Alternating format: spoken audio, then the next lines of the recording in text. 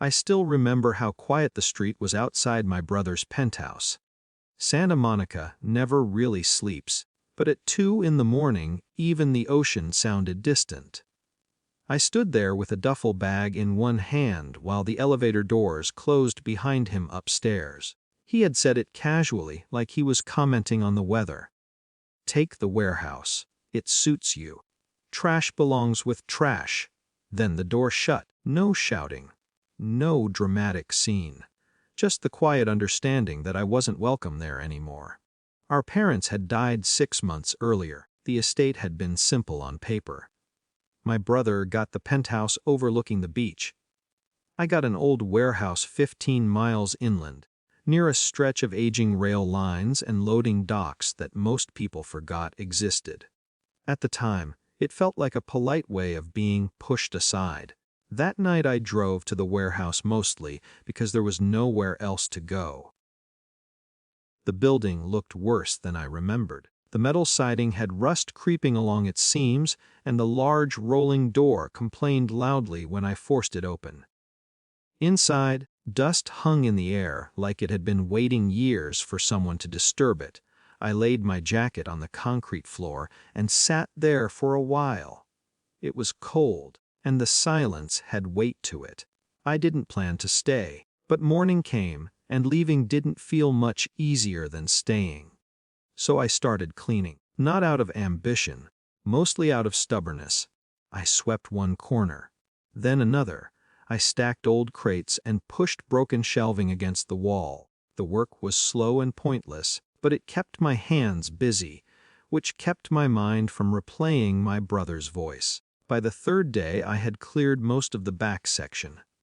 That's when I noticed the wall. It looked newer than the others. The paint didn't match, and when I leaned a ladder against it, the sound was wrong, hollow. At first I assumed someone had patched something years ago, but the paneling was too even, too deliberate. Curiosity is strange when you have nothing else to do. I pried at the edge of the board with a crowbar. It took effort, but eventually one panel came loose. Behind it was insulation. Behind that space, not a gap, a room. I remember freezing with the crowbar still in my hand. The hidden area was bigger than a walk-in closet. It was an entire office sealed behind the wall. A heavy desk sat in the center. Filing cabinets lined one side. Shelves held sealed containers, all carefully labeled in my parents' handwriting. The air inside smelled untouched, like paper and metal. For a long time I didn't move. Then I stepped in. The documents weren't random. They were organized with the same precision my father used when he ran the small freight company years ago. Except this wasn't the company I remembered. Folders described shipping routes, licensing agreements, and infrastructure contracts tied to the rail spur behind the warehouse. There were patents for specialized loading systems my mother had designed, client records stretching back decades. The warehouse wasn't storage. It had been the operational center for a logistics network my parents built quietly alongside their public business. Some of the agreements were still active. Others required renewal by the legal owner of the property. Me. For a week I barely slept. I sat at the desk reading files until the sunlight came through the high windows. The more I read, the more one thing became clear. The warehouse wasn't the leftover property. It was the foundation. The penthouse had sentimental value. Maybe some market value. But the contracts tied to the warehouse controlled a small but critical shipping corridor that linked several freight lines along the coast. And every agreement named the property owner. On the 8th day, a black sedan pulled into the lot. 2 people stepped out. One from a logistics authority office and another from a legal firm that had apparently worked with my parents for years. They looked surprised to see the warehouse door open. They had been waiting, they said. Several contracts were approaching renewal deadlines. The assumption had been that whichever heir inherited the building would eventually contact them. I walked them through the space. Through the cleared floor, past the crates, and finally into the hidden office. Neither of them seemed shocked. One of them smiled slightly. "Your parents were very deliberate people," he said.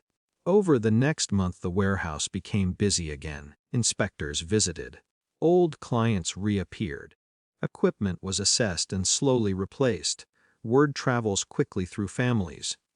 My brother showed up one afternoon. He stood in the doorway looking around at the forklifts, the contractors, the new lighting being installed along the ceiling. "This place was empty," he said. I nodded. "It was quiet," I answered. He walked slowly across the floor, like someone trying to understand a language they didn't speak. Eventually, he noticed the office behind the removed wall. I didn't bring up the penthouse, or the night outside his building. Instead, I explained the contracts, the rail corridor, the licensing agreements that still carried my parents' names. He listened without interrupting. For once, he didn't have much to say. Before he left, he looked around the warehouse one more time. "You always liked their work more than I did," he said. Maybe that was true. When his car disappeared down the road, the building felt calm again. Not empty, just steady. That night I sat at the old desk inside the hidden office. The same one my parents must have used for years while the rest of the world assumed the warehouse was nothing special. I finally understood the inheritance. They hadn't given me the smaller property. They had given me the one that required patience to recognize. And patience, it turns out, changes the shape of humiliation.